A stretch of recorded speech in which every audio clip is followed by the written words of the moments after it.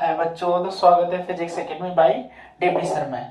हम लोग आज एक नया टॉपिक पढ़ेंगे, सेमीकंडक्टर अर्धचालक। ठीक है, सेमीकंडक्टर अर्धचालक एग्जाम में सबसे ज्यादा इंपॉर्टेंट है। सेमीकंडक्टर को देखेंगे, सेमी कंडक्टर अर्धचालक।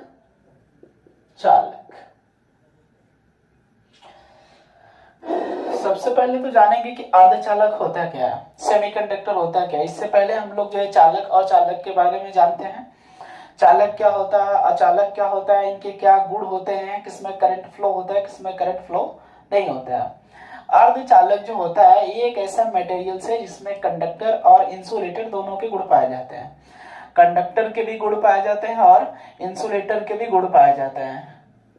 कंडक्टर और इंसुलेटर दोनों के गुण पाए जाते हैं। कंडक्टर का मतलब होता है चालक और इंसुलेटर का मतलब होता है अचालक। मतलब जो है इसमें चालक के भी गुण रहेंगे और अचालक दोनों के गुण पाए जाते हैं। तो ये कंडक्टर हो गया, ठीक, अरे सेमीकंडक्टर हो गया। चालक और अचालक दोनों के गुण मिल रहे हैं तो ये सेमीकंडक्टर है, अर्धचालक है। ठीक है, चालक और अचालक दोनों के गुण मिलने का मतलब कि सामान्य टेम्परेचर पर इसके जो है जो गुण दिखाई देते हैं वो इंसुलेटर की तरह दिखाई देते हैं। लेकिन यदि टेम्परेचर बढ़ा रहे हैं, कैसे उसको एनर्जी दे रहे हैं, तो उस स्थिति में जो बाह्यतम कोश के इलेक्ट्रॉन होते हैं वो इलेक्ट्रॉन फ्री हो जाते हैं, मुक्त हो जाते हैं। जो इलेक्ट्रॉन फ्री होते हैं, मुक्त होते हैं, वो चालन इलेक्ट्रॉन होते हैं, जिसके कारण उस मटेरियल्स के अंदर जो है करंट फ्लो होने लगता है। और करंट फ्लो होने लगेगा तो उनके अंदर कौन से गुण आ जाएंगे, चालक के गुण आ जाएंगे। चालक के गुण आने का मतलब वो कंडक्टर की तरह काम कर रहा है, एज ए कंडक्टर हो गया। कंडक्टर होने का मतलब उसमें करंट फ्लो हो रहा है। इंसुलेटर का मतलब जो है वो अचालक है, सामान्य टेम्परेचर पर उसके जो बाह्यतम कोश के इलेक्ट्रॉन होते हैं वो जो है बाहर नहीं निकल पाते, मतलब फ्री इलेक्ट्रॉन नहीं होते हैं, तो वो एज इंसुलेटर की तरह काम करता है, मतलब एक तरह से वो अचालक है। ठीक है, प्रकृति में पाए जाने वाले जो पदार्थ होते हैं अचालक की अर्धचालक की श्रेणी में जो सेमीकंडक्टर होते हैं वो सेमीकंडक्टर कार्बन है, सेमीकंडक्टर कार्बन C612। ठीक है, कार्बन के अलावा दूसरा सिलिकॉन जो 14 है, इसके बाद जर्मेनियम 32 पर होता है। ठीक है, कार्बन भी एक तरह का जो है नेचर में पाया जाने वाला एक ऐसा पदार्थ है जिसके अंदर सेमीकंडक्टर के गुण होते हैं, मतलब अर्धचालक के गुण होते हैं। ठीक है, अर्धचालक के गुण होने का मतलब इसके बाह्यतम कोश में, मतलब कि जो पहला कोश है इसमें 2 इलेक्ट्रॉन भरे जाते हैं और फिर इसके बाद 4 इलेक्ट्रॉन भरे जाएंगे कोश की सहायता से। कोश का मतलब K, L, M और N। तो K वाली कक्षा में इसमें 2 इलेक्ट्रॉन है, L वाली कक्षा में जो है 4 इलेक्ट्रॉन है। ठीक है, कुल मिलाकर 6 इलेक्ट्रॉन हो गए। इनका जो यहाँ पर परमाणु क्रमांक है वह 6 है। इसके अलावा सिलिकॉन के बाह्यतम कोश में प्रारंभ वाले कोश में 2 इलेक्ट्रॉन होंगे, फिर इसके बाद 8 इलेक्ट्रॉन होंगे, फिर 4 इलेक्ट्रॉन होंगे, मतलब कि बाहरी कोश में 4 इलेक्ट्रॉन हो गए। उसी तरह से जर्मेनियम है, जर्मेनियम के लिए पहली कक्षा में 2, फिर 8, 18, 18 के बाद 4, 8 और 2 10, 10, 18, 28, 4, 32। तो हम ये देख रहे हैं कि जो बाह्यतम कोश के इलेक्ट्रॉन है यहाँ पर कार्बन के हो गए, सिलिकॉन के हो गए, जर्मेनियम के हो गए, तो ये 4-4 दिखाई दे रहा है। 4-4 दिखने का मतलब कि जो बाह्यतम कोश में इलेक्ट्रॉन सेमीकंडक्टर के मिल रहे हैं ये 4 इलेक्ट्रॉन मिल रहे हैं। तो हम यहां से भी इसको डिफाइन कर सकते हैं कि प्रकृति में पाया जाने वाला ऐसा मटेरियल्स जिसके बाह्यतम कोश में जो इलेक्ट्रॉन होते हैं वो 4 इलेक्ट्रॉन होते हैं, तो एज ए सेमीकंडक्टर की तरह बिहेव करता है, मतलब वो एक अर्धचालक है। ठीक है, वो एक अर्धचालक है, मतलब जर्मेनियम हो गया, सिलिकॉन हो गया, फिर इसके बाद कार्बन हो गया। नेचर में सबसे ज्यादा पाया जाने वाला अगर है तो कार्बन है, कार्बन सबसे ज्यादा पाया जाता है। लेकिन कार्बन के बाह्यतम कोश में 4 जो इलेक्ट्रॉन है यह जो है उसके दूसरी कक्षा में मिल रहे हैं, और दूसरी कक्षा नाभिक के बहुत करीब होती है। नाभिक के बहुत करीब होने का मतलब कि ये 2 है, फिर इसके बाद कितने 4 है। तो जो नाभिक के करीब ज्यादा रहेंगे उसमें अट्रैक्शन फोर्स का मान ज्यादा रहेगा, और अट्रैक्शन फोर्स का मान ज्यादा होने की वजह से इस इलेक्ट्रॉन को बाहर निकालना बहुत मुश्किल हो जाता है। इसको यदि हम बाहर निकालना चाहते हैं तो इस इलेक्ट्रॉन को काफी एनर्जी देनी पड़ेगी, तब ये इलेक्ट्रॉन अपनी इस कक्षा को छोड़कर बाहर निकलेगा, जो फ्री इलेक्ट्रॉन की तरह कार्य करेगा, और जब ये फ्री इलेक्ट्रॉन की तरह कार्य करेगा तो इसमें करंट फ्लो होने लगेगा। लेकिन इसको निकाला जाएगा तो एनर्जी बहुत ज्यादा चाहिए और इतना एनर्जी हम दे नहीं पाएंगे, इसीलिए इसको कार्बन को जो है किसी भी सर्किट में यूज करेंगे तो उसको हाई वोल्टेज चाहिए। हाई वोल्टेज का मतलब एनर्जी बहुत ज्यादा चाहिए जो हम दे नहीं पाते, इसीलिए जो है सर्किट में कार्बन के जो भी चीज आते हैं वो बहुत कम यूज किए जाते हैं ताकि उसमें जो है करंट फ्लो होने में कोई परेशानी ना हो। इसके बाद सिलिकॉन है। सिलिकॉन जो होता है इसके वायतम कोष में 4 इलेक्ट्रॉन है, मतलब ये तीसरी कक्षा में पाएगा, जो नाभिक से थोड़ी क्या हो गया, डिस्टेंस पर हो गया। नाभिक से डिस्टेंस होने का मतलब 4 हो गया, 8 हो गया, इसके बाद 2 हो गया। ठीक है, जब ये 4 हो गया, 8 हो गया, 2 हो गया, तो ये नाभिक से ज्यादा दूर होने का मतलब अट्रैक्शन फोर्स का मान कम हो जाएगा, और अट्रैक्शन फोर्स कम होने का मतलब इसको निकालना थोड़ी कार्बन की अपेक्षा क्या हो जाएगी, आसानी हो जाएगी।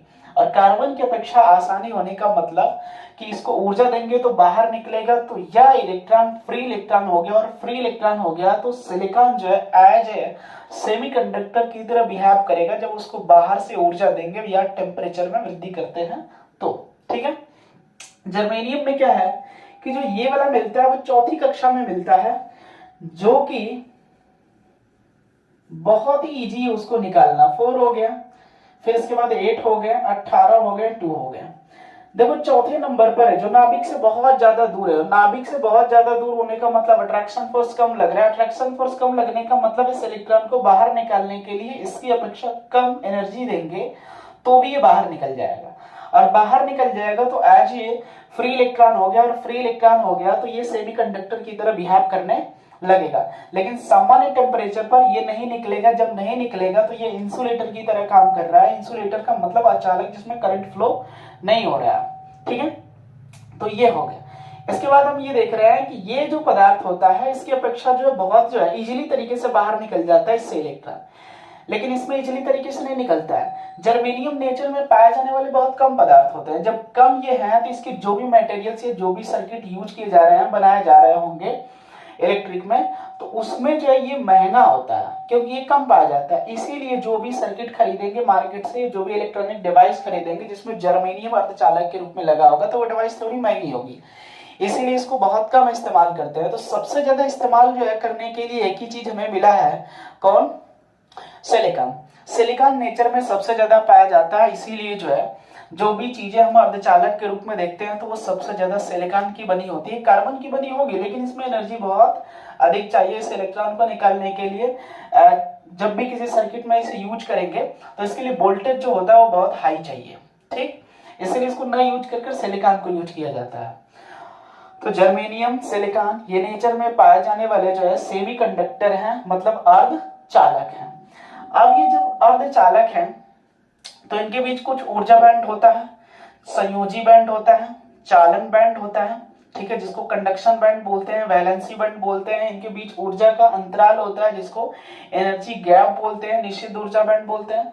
ये किस किस तरह से इनके बीच में ग्राफ होता है उसके बारे में हम थोड़ा सा देखेंगे। ठीक है, इसके लिए उपकोष की बात करें तो उपकोष भी यदि हम कार्बन के लिए बना रहे हैं, कार्बन का उपकोष मतलब कि जो sp, d और f, ठीक है।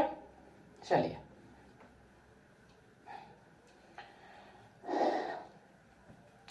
कार्बन के लिए लिखेंगे तो 1s², 2s², 2p2, 2 4 6, ठीक है। यदि हम सिलिकॉन के लिए लिखेंगे तो 1s², 2s², 2p6, ठीक है, 3s², 3p2, 2 और फिर ये 8, 10 और 4 14। सिलिकॉन जर्मेनियम के लिए बनाएंगे तो इसके लिए 1s², 2s², 2p6, 3s², 3p6, 3d10, 4s², 4p2, ठीक है। तो 2 हो गया 4, 4 हो गया, 4 और 6 10 हो गए, 10 2 12 हो गए, 12 6 18 हो गए, 18 10 28 हो गए, 4 32 हो गए। हम ये देख रहे हैं कि इसके वाह्यतम कोष में, देखो ये वाह्यतम कोष है सेकेंड नंबर, ठीक है। वाह्यतम कोष में इलेक्ट्रॉन कितने हो गए, 4 हो गए। यहां पर इलेक्ट्रॉन कितने हो गए, 4 हो गए। ये वाह्यतम कोष, ये 3 वाला। इसके लिए 4 वाला महत्तम कोश है तो कितने इलेक्ट्रॉन हो गए, 4 इलेक्ट्रॉन हो गए, ठीक है। और 4 इलेक्ट्रॉन होने का मतलब ये एज ए सेमीकंडक्टर की तरह बिहेव कर रहा है, मतलब जो ये अर्धचालक है, ठीक है। अब इनके बीच हम थोड़ी सी ग्राफ को खींचते हैं, उस ग्राफ को देखते हैं किस किस तरह के ग्राफ मिल रहे हैं, थोड़ा सा उस ग्राफ के बारे में समझते हैं कि कौन निश्चित बंड है, कौन ऊर्जा बंड है, कौन बैलेंसी बंड होता है, कौन चालन बंड होता है, ये सारी चीजें उसमें थोड़ा सा देखेंगे इसमें, ठीक है। चलिए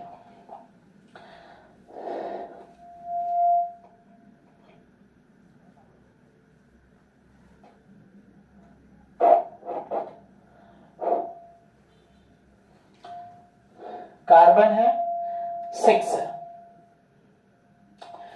तो कार्बन के लिए भी मैंने लिखा था 1s² 2s² 2p2, ठीक।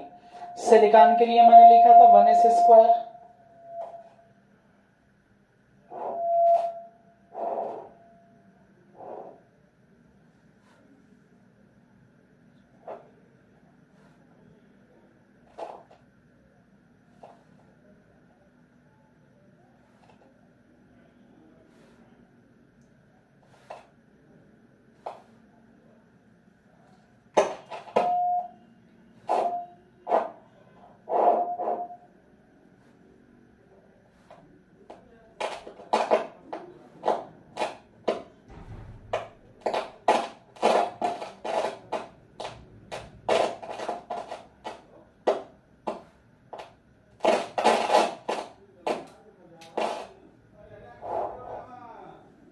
1s²।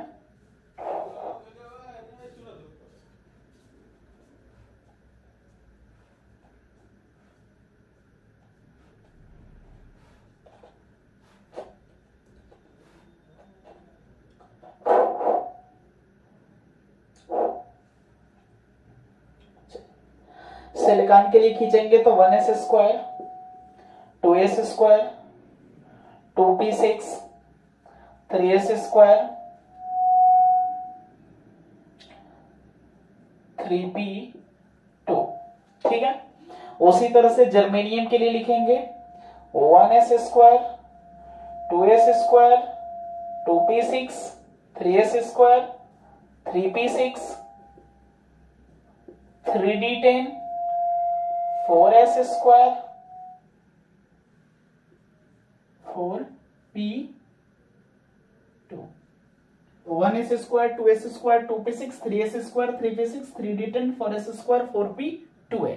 सिलिकॉन हो गया, जर्मेनियम हो गई है, सारे जो है इनके उपकोषों की सहायता से इलेक्ट्रॉनिक विन्यास हो गए जर्मेनियम, सिलिकॉन और कार्बन के, ठीक है।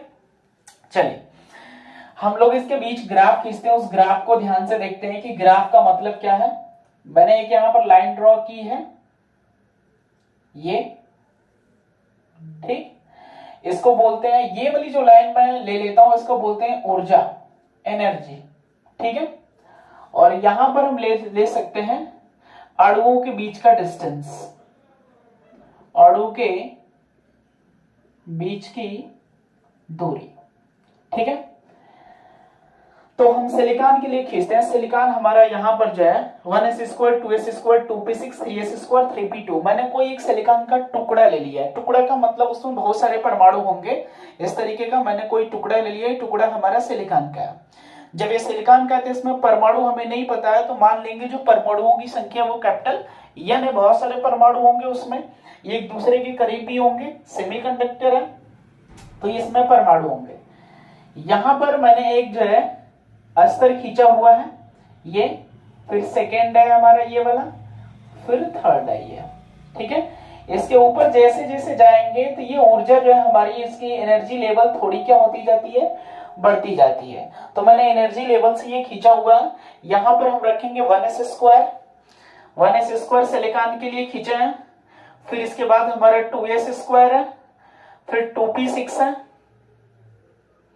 फिर हमारा 3s² है और 3p2 है। इस तरह के ग्राफ खींचे हुए हैं, ठीक है। ऊर्जा स्तर का मतलब ये वाले जो डिस्टेंस है, हम मान लेते हैं कि किसी समय पर ये जो पॉइंट है, इनके अणुओं के बीच जो है, एनर्जी लेवल की बात कर रहे हैं। एनर्जी लेवल का मतलब इनके अणुओं के बीच के डिस्टेंस के आधार पर हम लोग ऊर्जा के बीच एक ग्राफ खींच रहे हैं। तो हम मान लेते हैं कि हमने 2 इसके अणु लिए हुए हैं, दो अणु है कोई, ठीक है।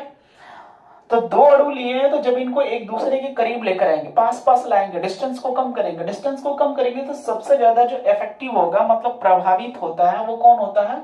ऊर्जा होता है। मतलब बाहरी कोश के जो इलेक्ट्रॉन होते हैं वो सबसे ज्यादा प्रभावित होते हैं। जब इलेक्ट्रॉन प्रभावित होंगे तो एनर्जी भी क्या होगी? प्रभावित होगी। तो हम इसको क्या करते हैं कि थोड़ा सा इसको यहां से मान लेते हैं कि इस वाले पॉइंट पर जब ये है तो ये ए डिस्टेंस पर है, ठीक है। ए डिस्टेंस पर होने का मतलब ये ए डिस्टेंस पर रखे हुए हैं। अब इनके बीच के डिस्टेंस को कम करते हैं। जब बीच के डिस्टेंस को कम करेंगे तो जो इलेक्ट्रॉन होंगे एक दूसरे के करीब आएंगे। मतलब कि जो है यहां पर इसका वहतम कोश है सिलिकॉन का, ठीक है, और इसमें बहुत सारे अणु होंगे, इस तरह से वहतम कोश होगा ये वाले। जब ये दूसरे के करीब आएंगे, जो इलेक्ट्रॉन होंगे, इसमें भी इलेक्ट्रॉन होंगे, ये भी इलेक्ट्रॉन है, ये सारे के सारे इलेक्ट्रॉन है वहतम कोश के लिए। तो इलेक्ट्रॉन सबसे ज्यादा इफेक्टिव होते हैं जब वो करीब आते हैं। तो इफेक्टिव होगी तो इनके बीच एनर्जी भी क्या होती है? इफेक्टिव होती है, ठीक है। तो इफेक्टिव होने का मतलब ये ए डिस्टेंस पर है। जब इसको बी डिस्टेंस पर लाएंगे तो वहां पर जो इलेक्ट्रॉन की ऊर्जा होगी, मान लेते हैं कि ये बी डिस्टेंस पर है, इस वाले पॉइंट पर, ठीक है, ये बी डिस्टेंस पर है। तो बी डिस्टेंस है ये हमारा। बी डिस्टेंस पर जब ये आया हुआ है तो और थोड़ा सा करीब आ गया। जब और थोड़ा सा करीब ये आया होगा तो एनर्जी लेवल का मतलब कुछ इलेक्ट्रॉनों की ऊर्जा अधिक होगी तो कुछ इलेक्ट्रॉनों की ऊर्जा क्या होगी? कम होगी। इलेक्ट्रॉनों की ऊर्जा अधिक और कम होने का मतलब इनके बीच एक तरह का ये ऊर्जा का स्तर बनता है, ये ऊर्जा स्तर है, ठीक है। इसमें बहुत सारे इलेक्ट्रॉन होंगे जिनकी एनर्जी जो है अधिक होगी और कुछ की एनर्जी का होगी? कम होगी। जब ये बी डिस्टेंस के अलावा और एक दूसरे के करीब आएंगे, मतलब कि जो है सी डिस्टेंस पर आएंगे, मान लेते हैं कि इनके बीच का जो डिस्टेंस है वो कितना है? सी है, ठीक है। जब ये सी वाले डिस्टेंस पर आएंगे तो अब जैसे एक दूसरे के करीब आ गए हैं तो इसमें पता ही नहीं चलेगा कि ये इलेक्ट्रॉन जो है किनकी ऊर्जा अधिक है और किनकी ऊर्जा कम है। सब एक ही में मिक्स हो जाते हैं। और मिक्स होने का मतलब इनके बीच जो ग्राफ हम खींच रहे होंगे इस तरीके का, ऊपर से नीचे, ये सारे ग्राफ कुछ इस तरह के मिल रहे होंगे, ठीक है। कुछ इस तरह का मिलने का मतलब कि इस तरह से होने का मतलब इसमें पता ही नहीं चल रहा है कि किस इलेक्ट्रॉन की एनर्जी ज्यादा और किस इलेक्ट्रॉन की एनर्जी कम है। सब एक ही में मिक्स हो गए यदि एक दूसरे के करीब लेकर आएंगे तब। सी के बाद जब इसको डी डिस्टेंस पर लेकर आएंगे, जब ये डी डिस्टेंस पर आएगा तो उस स्थिति में बहुत ज्यादा एक दूसरे के करीब आ जाएंगे। बहुत ज्यादा एक दूसरे के करीब आने का मतलब इनके बीच जो स्तर आरेख होता है ऊर्जा का वो बढ़ जाता है। जो ऊपर होता है उनकी एनर्जी अधिक हो जाती है और जो नीचे होते हैं उनकी एनर्जी क्या हो जाती है? कम हो जाती है। ऊपर अधिक और कम होने का मतलब इनके बीच एक गैप होता है, इस गैप को बोलते हैं ईजी, एनर्जी गैप, ऊर्जा अंतराल, ठीक है। तो ऊर्जा अंतराल इसको बोलेंगे। तो इनके बीच में एक तरह से जो है, मैं ग्राफ को खींच देता हूं यहां से, ये इस तरह से है और ये जो है इस तरह से है, ठीक है। इनके बीच जो गैपिंग पॉइंट दिखाई दे रही है ये इस तरह से है, जिसको बोलते हैं ई जी, ये ई जी है, ठीक है। ये ईजी का मतलब होता है एनर्जी गैप। जो ऊपर वाले यहां पर ये चीजें दिखाई दे रही है इसको बोलते हैं चालन बैंड, ठीक है। और जो नीचे वाले देख रहे हैं यहां पर इनको बोलते हैं वैलेंसी संयोजी बैंड।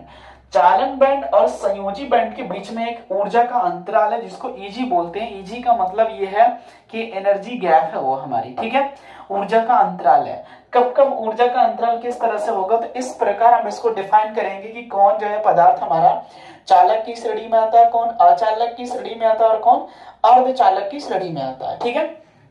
तो वे पदार्थ जिनमें ऊर्जा का अंतराल जो है न के बराबर हो, मतलब कि संयोजी बैंड और चालन बैंड एक दूसरे के ऊपर ओवरलैप करें।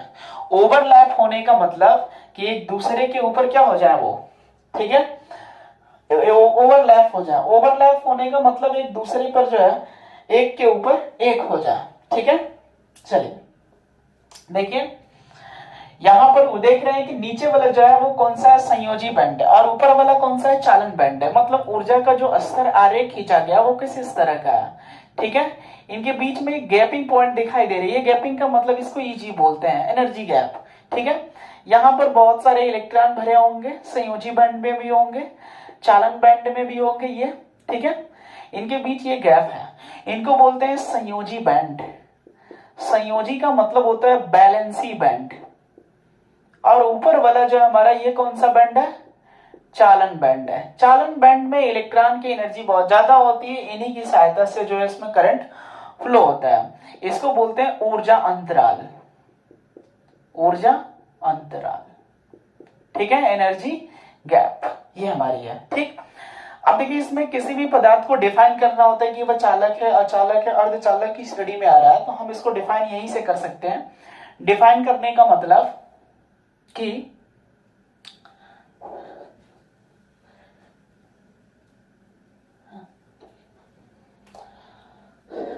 तो संयोजी बैंड, चालन बैंड, ये हो गया हमारा। ठीक है, अब किसी को डिफाइन करना है। डिफाइन करने का मतलब कौन सा अचालक है, कौन चालक की श्रेणी में आता है, कौन अर्धचालक की श्रेणी में आता है, तो हम ऊर्जा बैंड के आधार पर पदार्थों को डिफाइन कर सकते हैं। ठीक है, देखिए यदि संयोजी बैंड और चालन बैंड एक दूसरे के ऊपर ओवरलैप हो, ओवरलैप का मतलब कि इनके बीच ऊर्जा का गैप 0 हो, ये ऊर्जा का गैप जो है Eg किसके बराबर हो, 0 के, और ऊपर कौन सा बैंड है हमारा, चालन बैंड है, और नीचे हमारा कौन सा संयोजी बैंड है। तो चालन बैंड और संयोजी बैंड के बीच यदि अंतराल 0 हो जाता है तो उस स्थिति में जो पदार्थ होता है ये चालक की श्रेणी में आता है। चालक का मतलब इसमें धारा प्रवाहित होगी, ये एज ए कंडक्टर की तरह बिहेव करेगा, मतलब ये कंडक्टर है। ठीक है, दूसरा यदि कोई भी पदार्थ है उनके बीच यदि चालन बैंड और संयोजी बैंड है, तो चालन बैंड और संयोजी बैंड के बीच जो एनर्जी गैप है वो 0.03 इलेक्ट्रॉन वोल्ट से यदि कम है तो वह पदार्थ जो अर्धचालक की श्रेणी में आता है। ठीक है, जैसे ये हमारा जो है चालन बैंड है, ठीक है, और इसके नीचे जो है एक हम खींच रहे हैं जिसको बोलते हैं संयोजी बैंड। संयोजी बैंड का मतलब इसमें जो इलेक्ट्रॉन होंगे ये जो बीच में दिखाई दे रहा है इसको बोलते हैं Eg, energy gap. Energy gap जो होता है यह एनर्जी गैप 0.03 इलेक्ट्रॉन वोल्ट से यदि कम हो, ठीक है, तो यदि हम थोड़ा सा भी कहीं से बाहर से उसको ऊर्जा देंगे तो इसमें से जो इलेक्ट्रॉन रहेंगे ये इलेक्ट्रॉन निकलकर संयोजी बैंड से कहां पर चले जाते हैं, चालन बैंड में एनर्जी देते हैं। तब जब ये संयोजी बैंड से चालन बैंड में चले जाएंगे तो इसमें करंट फ्लो होने लगेगा, मतलब कि हम इसको जो है क्या दे रहे हैं, एनर्जी दे रहे हैं, मतलब ऊर्जा दे रहे हैं, टेम्परेचर दे रहे हैं कहीं से। ठीक है, लेकिन सामान्य टेम्परेचर पर ये इलेक्ट्रॉन निकलकर यहां पर नहीं जाएगा क्योंकि इलेक्ट्रॉन को संयोजी बैंड से चालन बैंड में जाने के लिए एनर्जी चाहिए, और वह एनर्जी जब तक हम देंगे नहीं तब तक ये जाएगा नहीं। तो इसको हम बोलते हैं ये अर्धचालक है, मतलब यह जो बिहेव करेगा वो एज ए सेमीकंडक्टर की तरह बिहेव करेगा। ठीक है, इसके बाद तीसरा जो होता है वो हमारा होता है अचालक। अचालक में क्या होता है कि संयोजी बैंड और चालन बैंड के बीच में जो है ऊर्जा का गैप बहुत ज्यादा हो जाता है। चालन बैंड और दूसरा हमारा कौन सा है, मैं यहीं पर लिख देता हूं, उसको जगह भी नहीं है इसी पॉइंट पर मैं लिख देता हूं। तो यहां पर